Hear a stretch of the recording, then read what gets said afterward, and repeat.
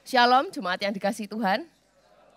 Bersyukur hari ini kita diberikan kesempatan di minggu yang kedua. Cepat ya, kita sudah melewati 2 kali minggu ya tahun yang baru ini. Kita berterima kasih kepada Tuhan karena pemeliharaannya tetap diberikan kepada kita. Jemaat yang terkasih, hari ini kita melihat begitu banyak hal piranti kita bilang ya. Piranti teknologi canggih, betul ya. Siapa di antara Anda yang enggak punya HP?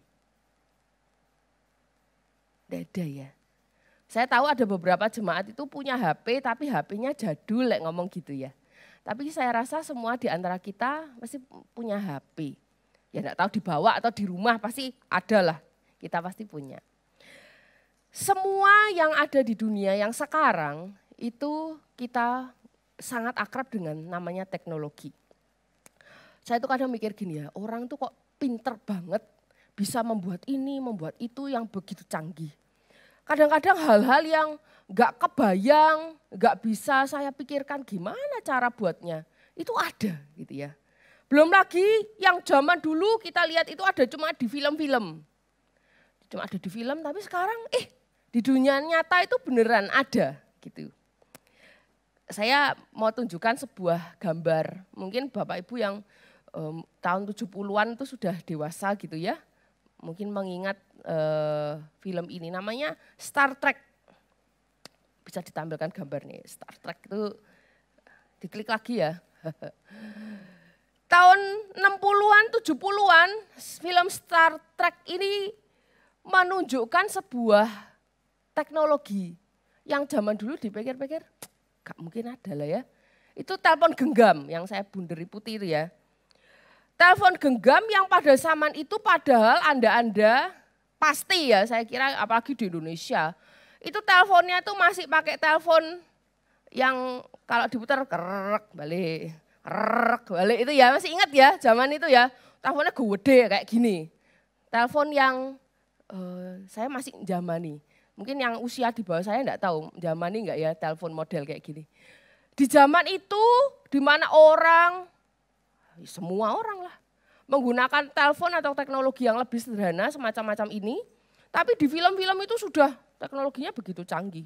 Star Trek itu telepon genggam di zaman tahun segitu. Padahal HP aja zaman itu belum ada.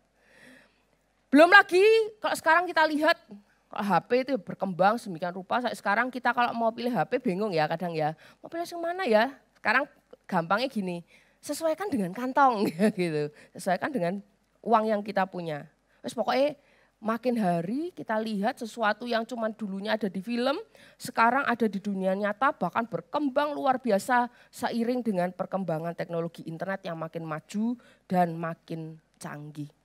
Jemaat yang terkasih, belum lagi kita melihat zaman dulu tuh di film tuh ada kendaraan terbang gitu ya. Pesawat dengan model-model unik.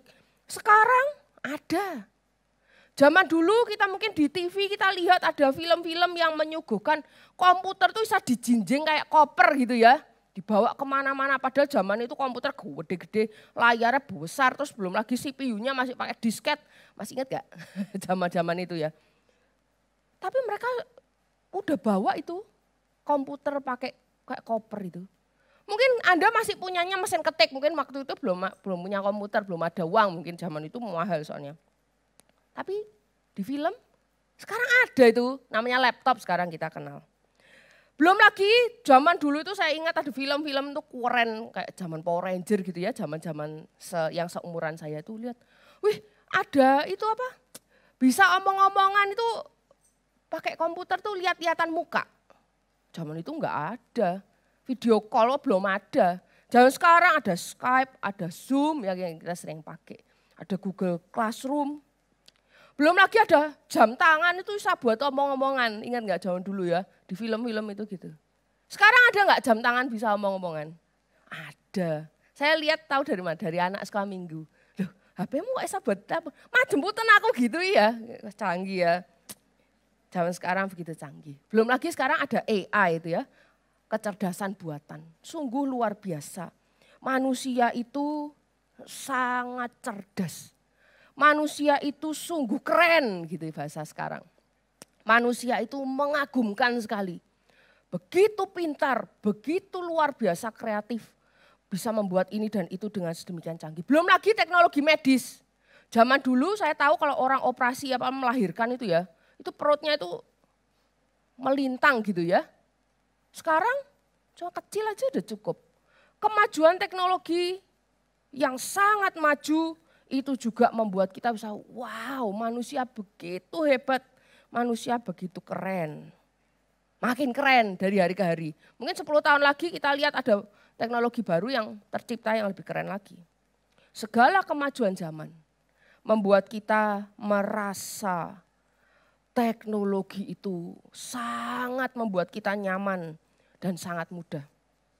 Zaman sekarang sapu pel aja pakai robot tuh enggak ya? Ada yang punya kayak jemaat, aku belum pernah, nanti kapan-kapan tak cek di rumah jemaat, ada yang punya robot enggak sing bisa nyapu ngepel, keren ya.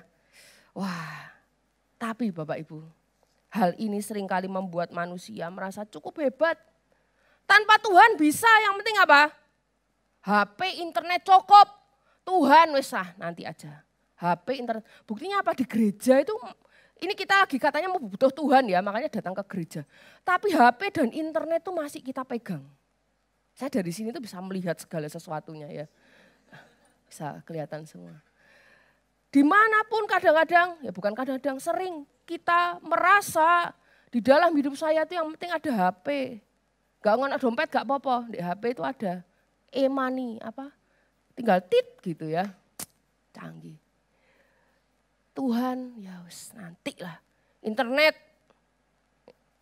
putus, waduh komplainnya kayak apa ya. Tapi kalau enggak ke gereja sekali aja, rapopo gitu. Itu membuat kita merasa teknologi rasanya jauh lebih penting daripada Tuhan. Kita lebih mengandalkan manusia dengan segala ciptaannya yang keren. Dan kita merasa itu semua bisa cukup membuat kita bertahan hidup, Bapak Ibu jemaat yang terkasih.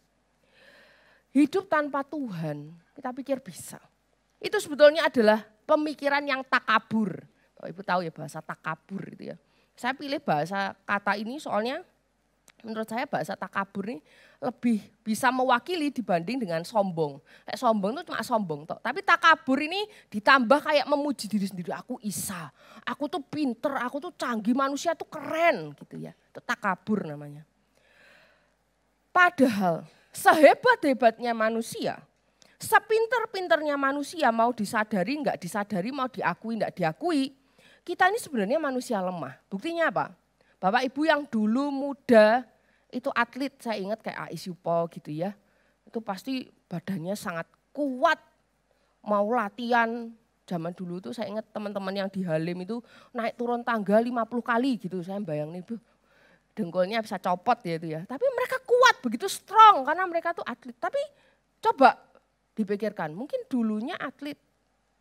Tapi makin lama dengkulnya kerasa gitu ya. Nanti gerak sedikit badannya terasa capek lebih cepat.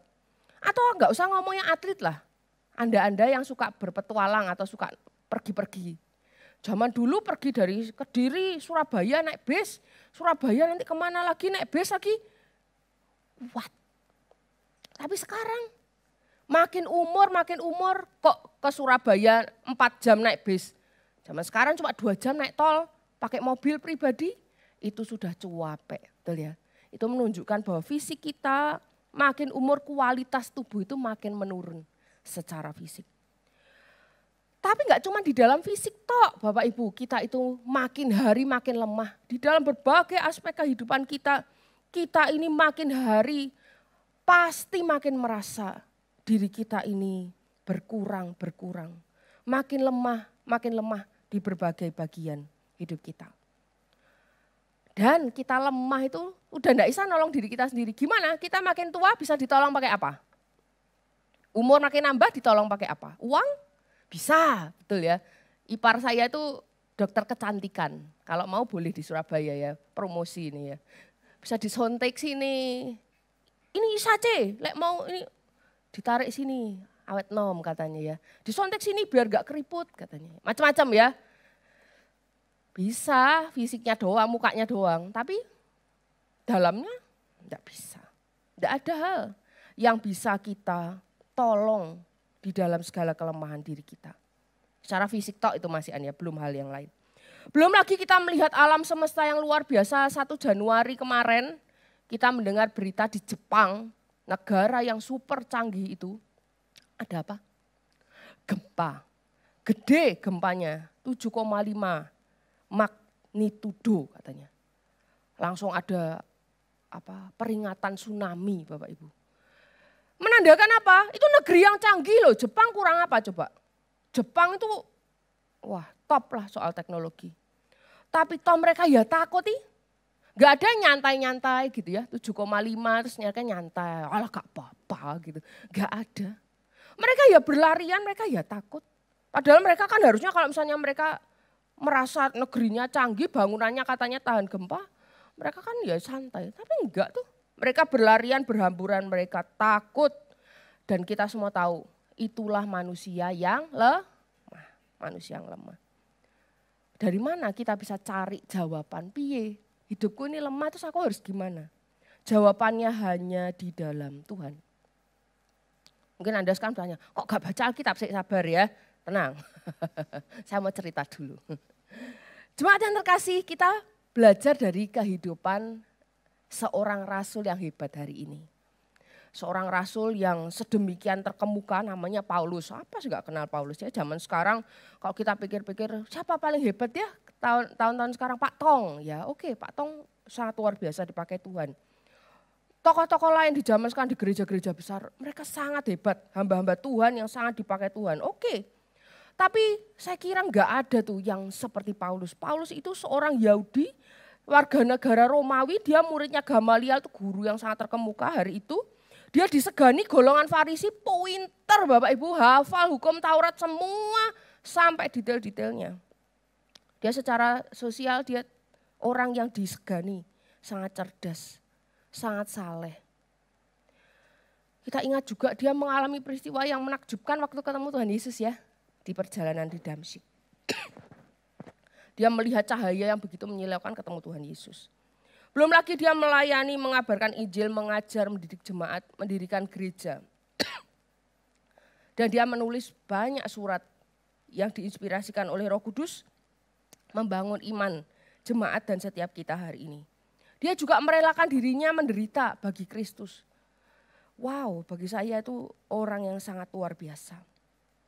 Harus dia ceritakan Bapak Ibu. Pengalamannya, penderitaannya di dalam pelayanan itu 2 Korintus 11 itu dia ceritakan. Mengalami ini, mengalami itu dia ceritakan. Hari ini kita akan melihat ya di dalam perikop yang berikutnya di dalam pasal 12. Tapi kita nggak baca semua. Ayat 1 sampai 6 itu saya simpulkan itu ya. Dia sedang menunjukkan pengalaman imannya yang luar biasa. Dia itu mengalami sesuatu yang tidak dialami oleh orang lain. Dia pernah ke surga. Dia pernah melihat kemuliaan Tuhan. Tapi dia sampaikan itu bukan untuk sombong, bukan untuk cari pengikut supaya dia tambah rame pengikutnya. Pengikutnya itu enggak. Tapi supaya pengajarannya apa yang dia sampaikan itu bisa didengar dan tidak diremehkan. Kita baca bareng-bareng ya. Sekarang ayat yang ke-7 sampai ayat yang ke-10. Kita akan baca gantian, Bu Eli bisa bantu saya membaca ayat yang ke-7 bersama dengan seluruh jemaat. Lalu yang laki-laki gantian gitu ya, ayat yang ke-8 bisa kita gantian membacanya. Yang 7 yang wanita, yang ke-8 para pria membacanya. Yang keras ya, enggak pakai mic enggak apa-apa ya.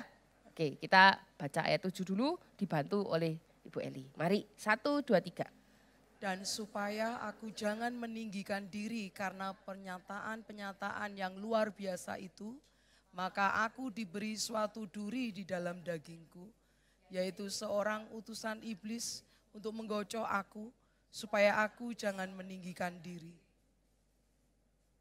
Pria?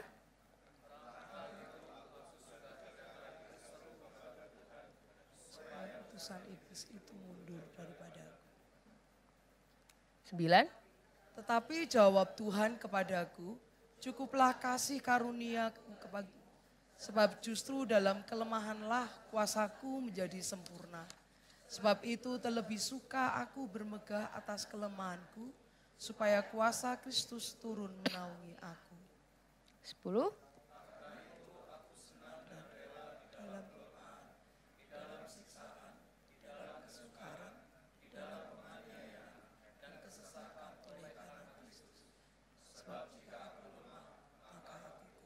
Amin. Demikian pembacaan firman Tuhan.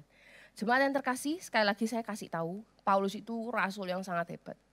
Tetapi ternyata Tuhan tidak mengizinkan dia itu untuk menjadi takabur.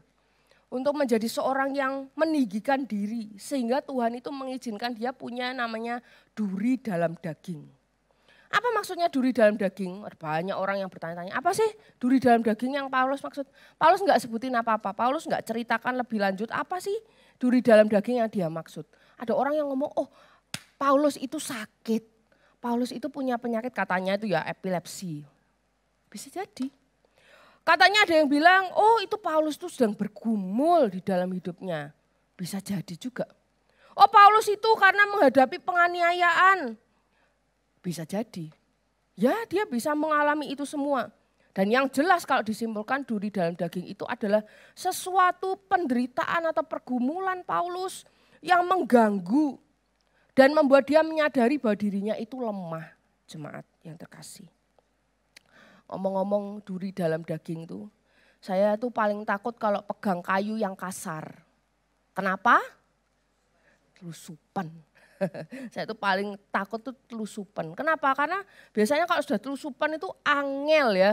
Meskipun cari pinset, cari brambang, katanya gitu betul ya? Digosok brambang. Oh beda ya metodenya ya. Kalau di rumah saya tuh mak saya dulu kalau telusupan digosok pakai brambang nanti katanya keluar. Wih tapi sakit Bapak Ibu. Kita kadang dicongkel pakai jarum yang dipanasi, disteril gitu terus diambil. Itu duri dalam daging yang bisa, telusup yang bisa kita ambil dengan mudah, misalnya dengan berbagai cara. Tapi kalau duri dalam daging, itu tidak bisa diambil oleh diri kita sendiri, oleh Paulus juga nggak bisa. Duri dalam daging juga Paulus katakan bahwa itu adalah utusan iblis yang membuat dia terganggu, membuat dia tergoncang gitu ya. Paulus berkata dia udah berdoa sama Tuhan 3 kali. Paulus itu bukan enak-enak ya. Wah enggak apa-apa ada duri dalam daging. Ada penderitaan enggak apa-apa. Paulus enggak gitu juga sih. Paulus juga berdoa Tuhan jauhkan. Utusan iblis ini yang menggoda, yang menggocok, yang mengganggu ini singkirkan. Sebenarnya kalau Paulus itu enggak ada duri dalam daging lah enak. Misalnya dia enggak sakit. Misalnya dia enggak mengalami penderitaan. Misalnya dia enggak dianiaya kan enak toh lebihan. Untuk melayani kan lebih gampang. Tapi ternyata Tuhan tidak kabulkan permintaannya itu. Pergumulannya tetap ada, kesulitannya tetap ada, kelemahan Paulus juga tetap ada di dalam dirinya. Nah, jemaat yang terkasih kita, orang percaya ada enggak kita mengalami pergumulan yang mengganggu? Ada. Pernahkah kita mengalami kesulitan yang mengganggu hidup kita? Pasti pernah. Kita juga mengalami kelemahan ya tadi yang saya sebutkan misalnya dengan fisik kita, dengan kondisi sekeliling kita. Kita menyadari kelemahan kita. Sekali lagi sehebat-hebatnya manusia. Tidak ada sesuatu pun yang kita bisa berkata, itu semua ada dalam kendaliku 100% tidak ada. Di dalam pelayanan sekalipun ada banyak hal kesulitan dan pergumulan bukan? Pembangunan gereja aja nggak jadi-jadi. Pergumulan, kesulitan. Tapi membuat kita itu sadar diri kita ini lemah. Gak ada yang bisa kita kendalikan. Gak ada yang bisa kita kontrol. Kita hanya bisa menyadari bahwa diri kita ini lemah. Jemaat yang terkasih, bagi hamba Tuhan, pergumulan ada enggak? Jangan dikira Kak Erin tuh ketawa-ketawa, Kak Yudi ini nyantai-nyantai, pakai gitar nyanyi-nyanyi gitu. Gak ada pergumulan. Pak Daniel, wah Pak Daniel selalu tersenyum mengunjungi jemaat sana, jemaat sini. Beliau sendiri gak ada pergumulan? Enggak. Apakah kita semua yang kelihatannya misalnya sudah jadi majelis, jadi jemaat begitu lama, apakah itu berarti kita rohaninya tinggi sehingga kita gak ada pergumulan? Tidak demikian juga. Kita memang semua pasti mengalami pergumulan. sebagai manusia yang lemah. Dan kita perlu sadari bahwa kualitas masing-masing kita itu lain-lain. Mungkin dibandingkan Paulus kita nggak seberapa lah penderitaan kita. Kita hamba Tuhan nggak pernah digepui, dianiaya dalam pelayanan, nggak pernah. Paling ya dikata-katain jemaat gitu pernah ya, diomelin gitu pernah. Tapi nggak pernah tuh dianiaya yang sedemikian rupa. Tapi pergumulan ada, kita pasti punya pergumulan. Saya tahu di antara Anda ada yang sakit secara fisik sekarang. Ada yang keluarganya sakit. Ada yang sedang berobat saat ini. Ada yang bahkan harus operasi ini dan itu. Ada yang bergumul soal keuangan, soal pekerjaan. Saat ini mungkin sedang dalam kekurangan. Ada yang bergumul dengan kondisi keluarganya masing-masing. Ada yang memikirkan soal kesedihan hidupnya. Ada yang sedang pengen cerita tapi nggak tahu cerita ke siapa. Kita ada juga yang memikirkan soal masa depan. Duh, besok anakku gimana, hidupku besok gimana. Ada juga yang Anda itu memikirkan soal negeri. Wah, ini nasionalis banget ya. Besok presidennya siapa? Itu jadi pemikiran. Ya bagus juga, itu pergumulan juga bagi kita. Ada banyak hal sekali lagi yang bisa mengganggu hidup kita. Kita yang lemah ini yang tidak punya kendali atas segala sesuatu. Kita hanya bisa menyadari diri. Jemaat yang terkasih, ada yang heran ketika saya membaca bagian dari perkataan Paulus. Paulus itu berkata, aku senang bermegah dalam kelemahan. Kok aneh ya?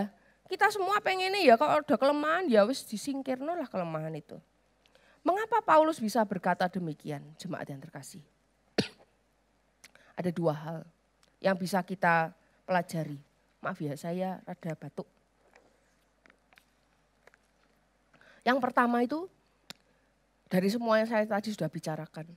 Paulus itu menyadari bahwa dia itu siapa.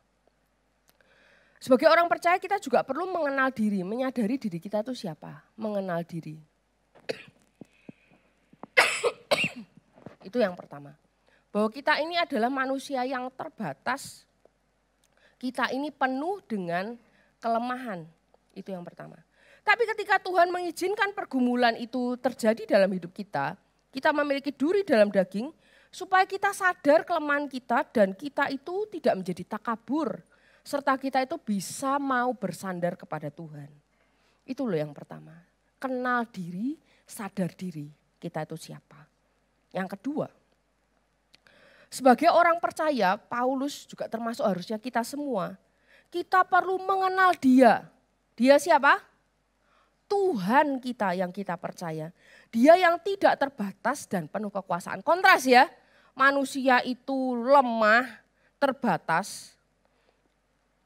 Tuhan itu tidak terbatas dan penuh kekuasaan. Kontras sekali.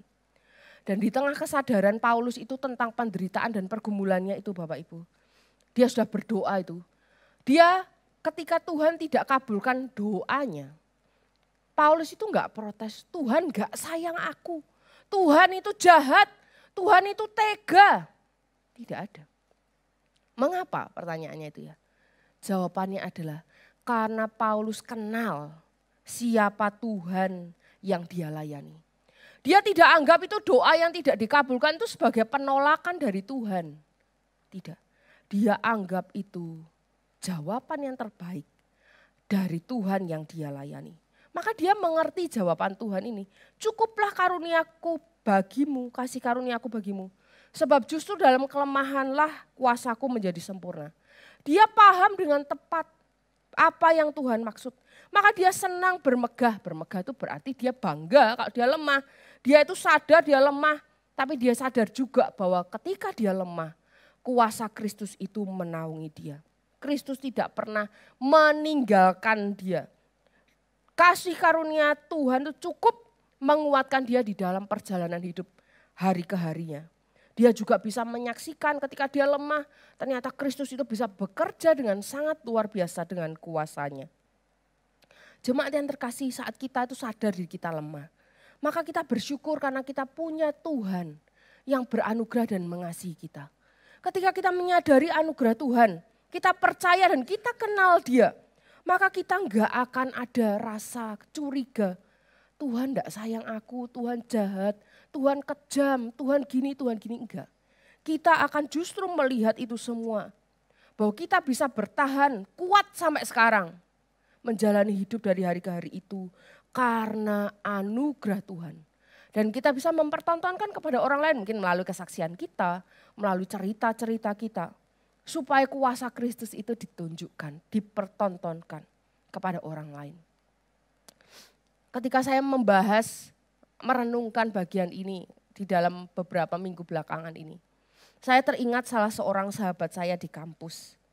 Namanya Paul. Nah kebetulan nih namanya Paulus, bahasa Inggrisnya itu Paul ya, Paul.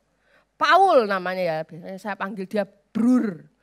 Soalnya dia suka nyanyi lagunya Bruri gitu ya. Jangan ada dusta di antara kita, senang nyanyi-nyanyi gitu ya. Saya suka panggil dia Brur gitu ya. Dia panggil saya Yul. Yul. Dewi Yul katanya gitu ya. Karena itu kan duet itu ceritanya di lagu itu. Jadi teman saya ini seorang yang sangat lucu, suka bercanda, baik sekali orangnya ya. Suatu kali kami mendengar, teman-teman tuh mendengar dia itu sakit Bapak Ibu. Sakitnya itu bukan sakit yang ringan. Hari itu kami kayak disambar bledek ya, dengar dia itu sakit leukemia. Bruri ini ngomong ke teman-temannya, waktu itu belum ada WA ya, masih BBM ya. Bilang kalau hasil ceknya itu sakit leukemia dan sudah parah. Wah kami semua nangis waktu itu, membayangkan bagaimana orang yang biasanya ceria itu pasti terpuruk sekali. Benar Bapak Ibu, ketika dia datang kembali setelah berobat berapa bulan, dia kembali ke kampus, dia cerita di dalam malam kesaksian waktu itu. Dia bilang waktu dia dapat hasil lab itu, dia nangis, dia berteriak kepada Tuhan, Tuhan kok gini?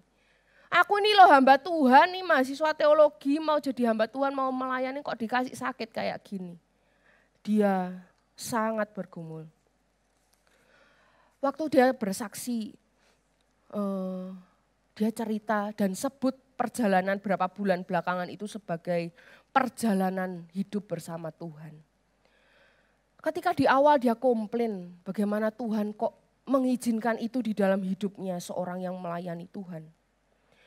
Dia sudah berdoa, ya pasti berdoa itu apa sih orang sakit ya, enggak sembuh ya, enggak sembuh. Dia minta sembuh tapi Tuhan kok enggak kasih sembuh.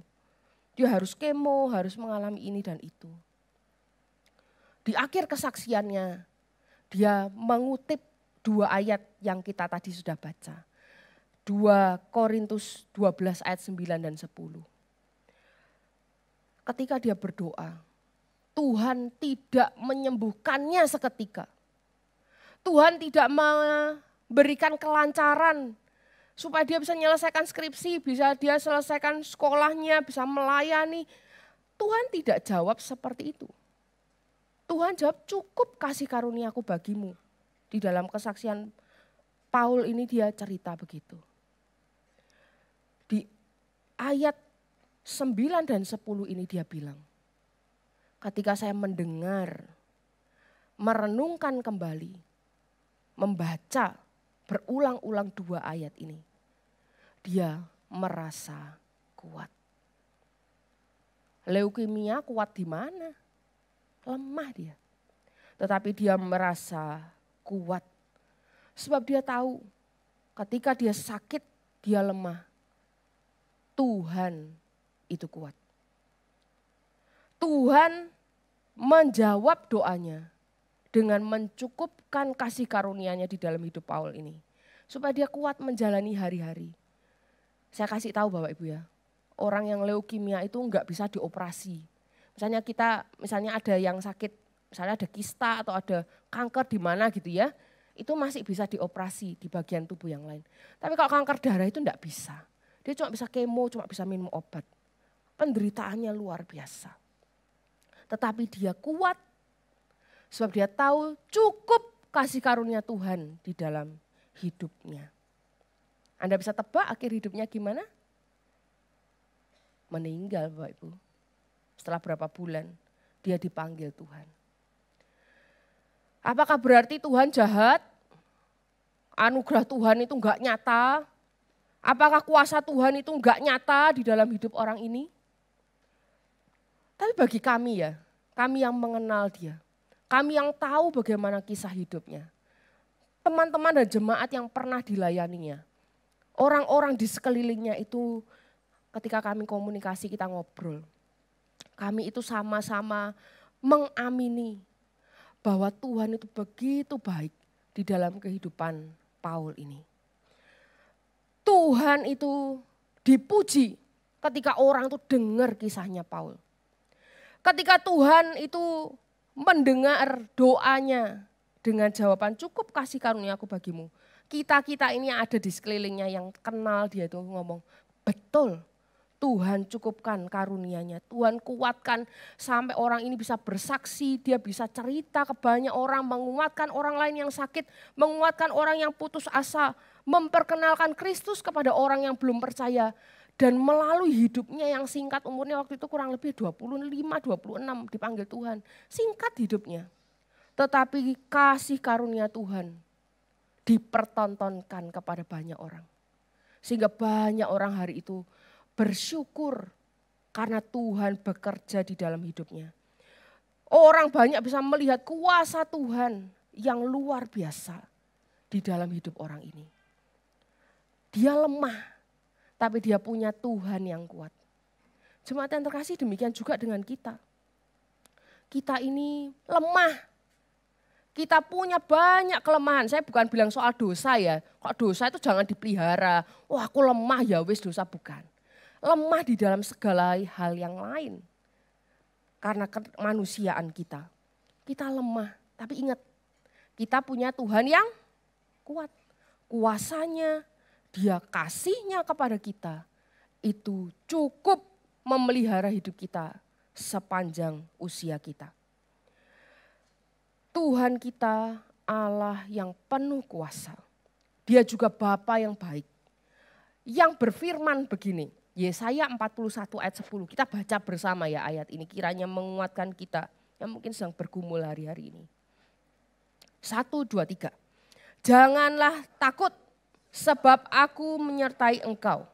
Janganlah bimbang sebab aku ini Allahmu. Aku akan meneguhkan bahkan akan menolong engkau. Aku akan memegang engkau dengan tangan kananku yang membawa kemenangan. Jadi jemaat yang terkasih, ingat 2 hal. Kenal diri, sadar diri kita lemah. 2, kenal dia, Allah yang kuat, Allah yang juga mengasihi kita. Di dalam kelemahan kita, jangan membuat kita meratapi nasib gitu. Nelongso terus di dalam hidup. Tapi mari kita melihat Tuhan ada bersama kita. Ada pengharapan di dalam dia. Bukankah kita ingat Tuhan Yesus sendiri sebagai Allah yang Maha Kuasa, dia rela loh meninggalkan semua kekuasaannya di dalam dunia ini. Dia menangis ketika dia bergumul juga harus menjalani jalan salib. Tapi dia mau melakukannya. Untuk siapa? Untuk kita. Allah yang berkuasa rela menjadi lemah supaya kita bisa kuat. Ketika kita menerima Kristus, kita sedang bersama-sama dengan Allah yang Maha Kuasa. Allah yang kuat. Ketika aku lemah, maka aku kuat. Bukan karena diri kita sendiri, jangan takabur. Ingat, karena kasih karunia Tuhan cukup untuk memenuhi kebutuhan dan memelihara hidup kita sepanjang usia kita di dunia ini. Kiranya Tuhan menolong kita sekalian, menguatkan kita semua yang di dalam pergumulan, supaya saat lemah justru kita ingat Tuhan kita. Amin. Mari kita tundukkan kepala kita berdoa.